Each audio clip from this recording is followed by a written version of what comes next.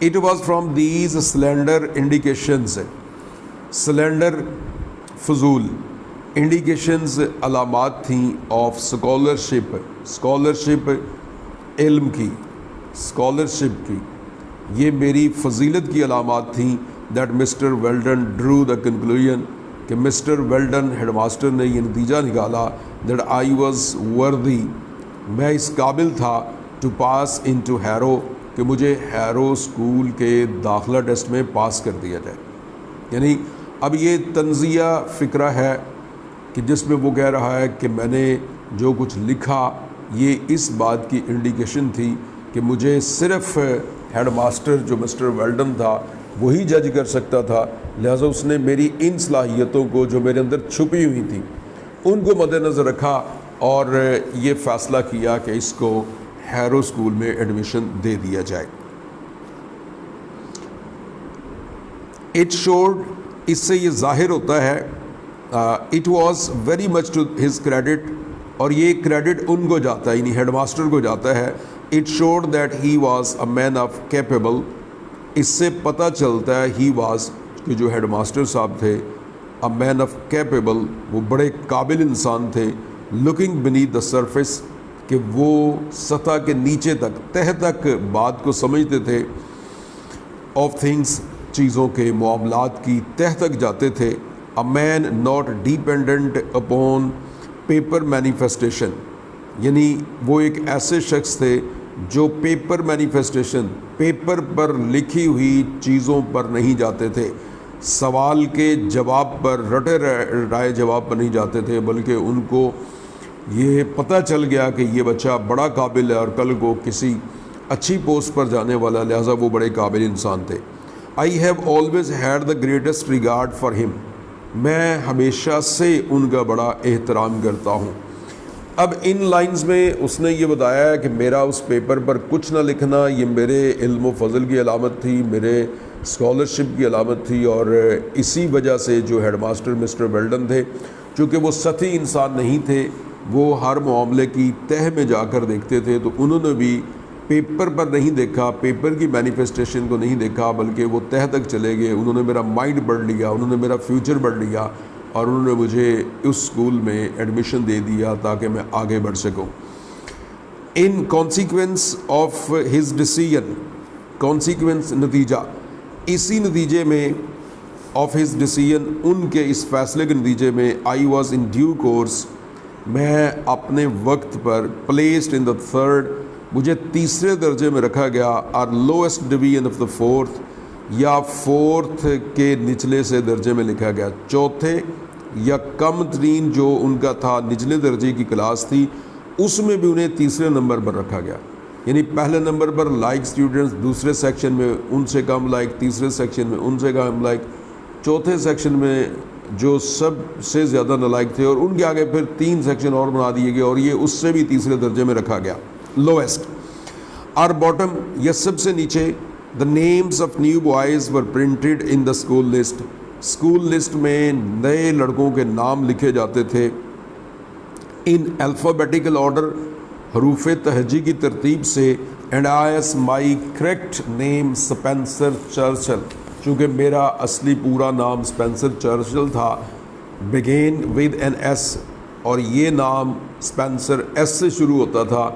I gained no more advantage from the alphabet، اور مجھے کوئی فائدہ نہ ملا الفابیٹ سے. from the wider sphere of letters کے، حروف کے اس وسیع دائرہ سے، یعنی اس علم سے مجھے کوئی فائدہ نہ ہوا.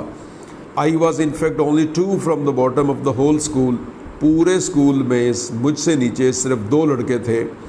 and these 2، اور یہ دونوں لڑکے بھی I regret to say، میں انتہائی افسوس سے کہتا ہوں، disappeared almost immediately، فی الفوری چلے گئے، through illness، بیماری کی وجہ سے، اور some other cause، یہ کسی اور وجہ سے وہ اسکول چھوڑ کر چلے گئے، اور میں اسکول میں الفابیٹیکلی بھی سب سے نیچے چلا گیا، انٹیلیجنس کے حوالے سے بھی سب سے نچلی سطح پر، اور جو الفابیٹیکل آرڈر تھا جس میں ان کے نام درج کیے جاتے تھے تو اس لحاظ سے بھی سب سے نچلے درجے پر رائٹر کا نام آ گیا.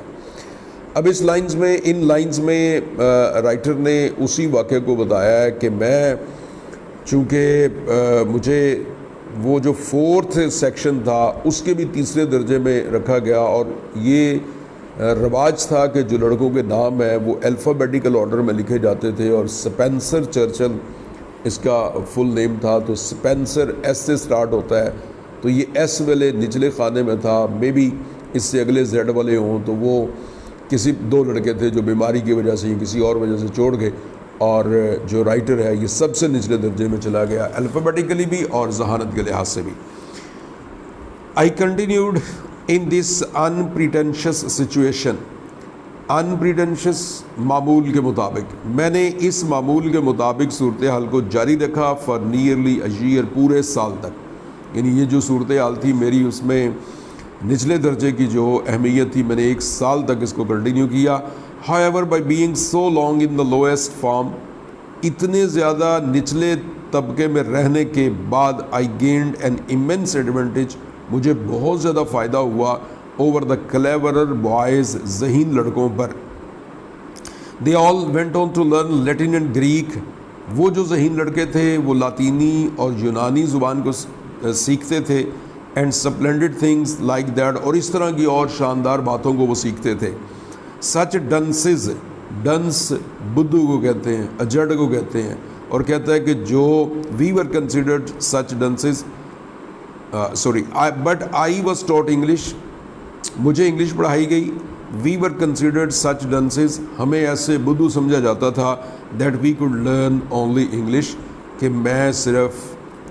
میں اور میرے کلاس فیلو صرف انگلش ہی سیکھ سکتے تھے۔ اب یہاں رائٹر اس ایڈوانٹیج کو بیان کر رہا ہے کہ جو پہلے والے سیکشن تھے ان لڑکوں کو لیٹن، گریک اور دوسری چیزیں سکھائی جاتی تھی، جبکہ یہ نچلے درجے کے 2 بچے تھے انہیں صرف انگلش پڑھائی جاتی تھی۔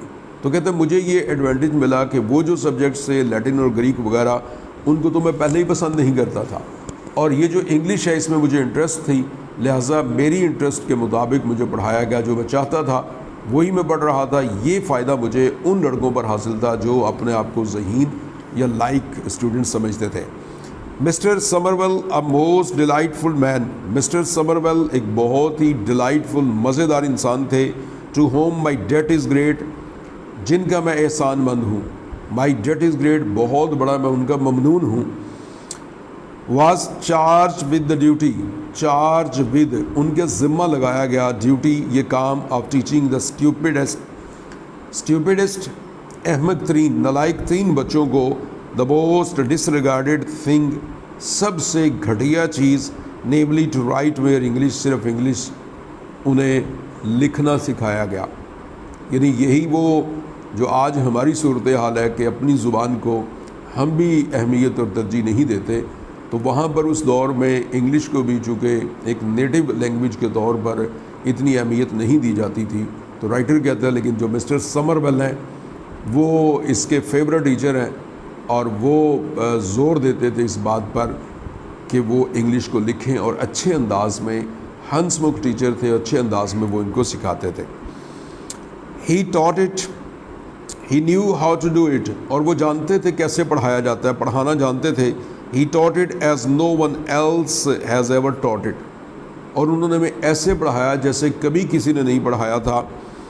Not only did we learn English parsing, نہ ہی صرف ہم نے انگلش پارسنگ کو سیکھا، پارسنگ انگلش گرامر میں جو مختلف پارٹس ہیں لینگویج کے، گرامر کے، ان کو الگ الگ کر کے سمجھنا، وہ پارسنگ ہے۔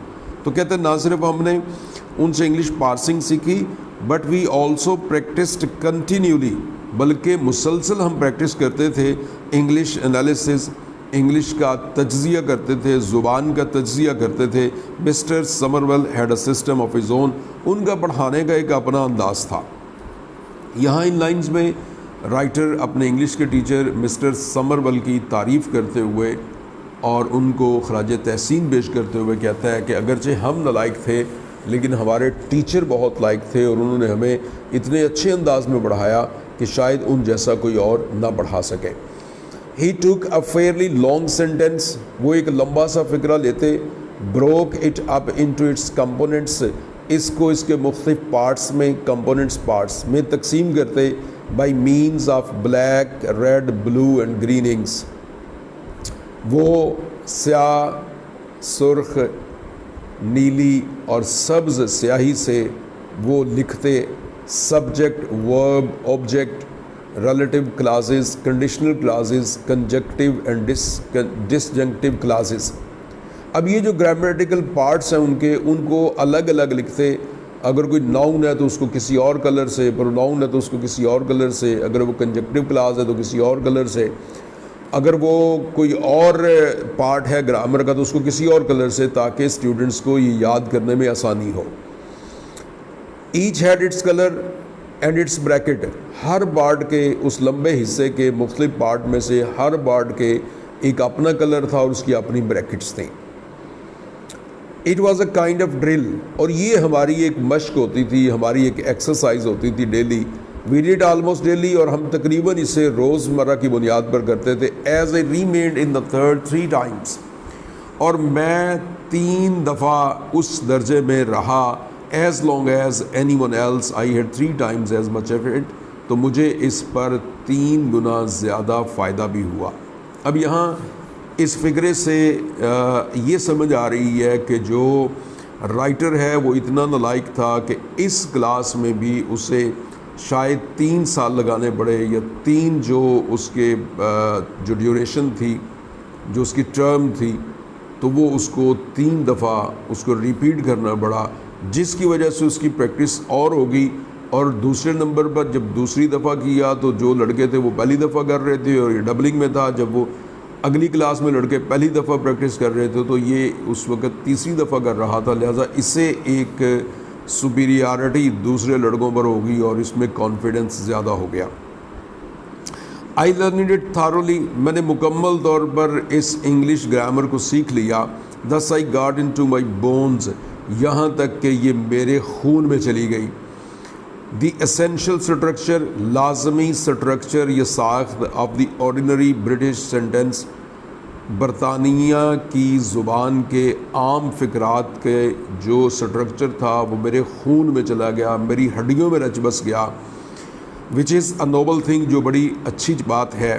And when in after years my school fellows, اور جب کئی سالوں کے بعد جو میرے اسکول فیلوز تھے، who had won prizes and distinction, جنہوں نے بڑی نمایاں پوزیشنز لی تھیں اور پرائزز حاصل کیے تھے for writing such beautiful Latin poetry, اتنی خوبصورت لیٹن پوئٹری لکھنے پر، اینڈ پتھی گریک ایپیگرامز، پتھی بڑے پرمغز قسم کے، بڑے عقل مندانہ قسم کے ایپیگرامز، انہوں نے ضرب الامثال کو یاد کیا ہوا تھا. Had to come down again, انہیں واپس آنا پڑا ٹو کامن انگلش کی طرف، ٹو ارن دیئر لیونگ، اپنی روزی کمانے کے لیے، اور میک دیئر وے، یا آگے بڑھنے کے لیے. I did not feel myself at any disadvantage, اور مجھے کسی قسم کا کوئی نقصان نہ ہوا. ان لائنز میں رائٹر انگلش کی امپورٹنس کو بتاتے ہوئے کہتا ہے کہ جس وقت ایجوکیشن ہماری کمپلیٹ ہو گئی، ہم پریکٹیکل لائف میں آئے، تو پھر اس وقت اس کی اہمیت کا پتہ چلا کہ وہ لڑکے جو لیٹن میں، جو گریک میں، جو دوسری زبانوں میں وہ مشکل ضرب الامثال یاد کرتے رہے اور بڑی محنت انہوں نے کی، تو انہیں پھر جاب کے لیے، انہیں پھر آگے بڑھنے کے لیے، زندگی میں کوئی مقام حاصل کرنے کے لیے انہیں انگلش کو سیکھنا پڑا. اور رائٹر چونکہ شروع سے انگلش کو سیکھ رہا تھا، لہذا کہتا ہے کہ مجھے کسی قسم کا نقصان نہ ہوا. یعنی یہاں قومی زبان کی اہمیت پر پھر زور دیا گیا ہے کہ قومی زبان ہی میں جو انسان ترقی کرتا ہے وہ اس کی اصل ترقی ہوتی ہے. Naturally I am biased in favour of boys learning English. کہتا ہے کہ جو انگلش سیکھنے والے لڑکے ہیں، آئی ایم بائسڈ، میں ان سے متعصب ہوں تھوڑا سا. I would make them all learn English, میں چاہوں گا سب انگلش سیکھیں. اور and then I would let them clever ones learn, اور پھر میں چاہوں گا کہ جو لائک اسٹوڈنٹس ہیں وہ بھی انگلش سیکھیں. لیٹن ایز این آنر، پھر بعد میں وہ لیٹن کو ایک اعزازی طور پر سیکھ لیں. گریک ایز اے ٹریٹ، اور اگر گریک کو سیکھنا چاہتے ہیں تو ایز اے ٹریٹ، ایک تفریح کے ایک خوشگوار موڈ میں اس کو سیکھ لیں. But the only thing I would whip them, لیکن ایک چیز پر میں ان کو ماروں گا. وپ چابک سے مارنا، سزا دینا، ایک چیز پر ان کو میں سزا دوں گا، for it's not knowing English, اگر وہ انگلش نہ جانتے ہوئے I would whip them hard for that, میں انہیں سخت سزا دوں گا۔